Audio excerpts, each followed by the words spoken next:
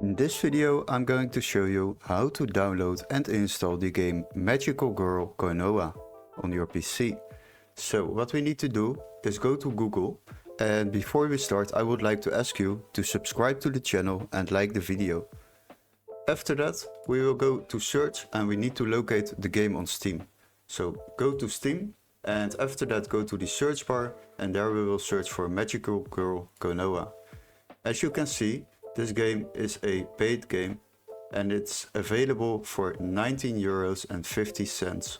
So once you have decided to buy this game, then add it to your cart, and once you have added it to your cart you can view your cart over here, and now you are able to continue to payment, and once you have finished the payment then this game will be downloaded into your library and you are able to play it.